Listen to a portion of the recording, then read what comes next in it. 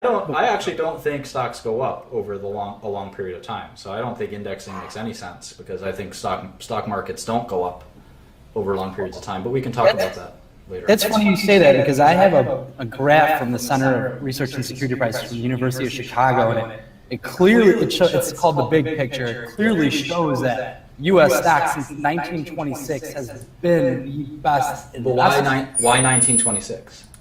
I mean, I guess that's closer to the inception of the stock market, but I mean, no, I don't think that's true.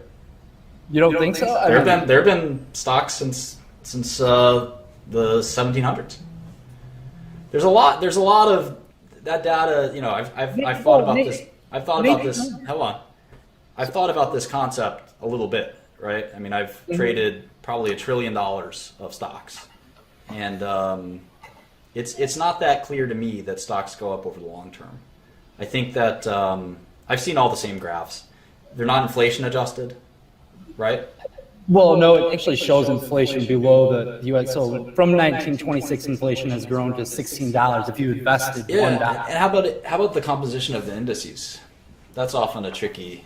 That's a great question. There's sort of survivorship bias in there.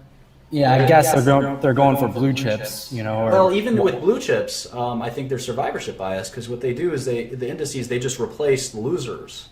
So there's a lot of kind of questions about how I'm not really sure stocks go up over the long run, and if they have gone up, even if it's over 80 years, it doesn't mean that they're going to retrace now to a central tendency. So I think there has been a lot of inflation of asset prices, and I'm not certain that we should readily accept that prices go up all the time. It's absurd. You know, prices go up all the time in real estate and stocks. And I mean, what the fuck? Like that, it doesn't make systematic sense that asset prices should have a general tendency to appreciate, especially when GDP doesn't appreciate. I agree, but so then how do you base asset prices? I mean, P/E, cash flow, discounted cash flow. Okay, that makes sense. That's a good point.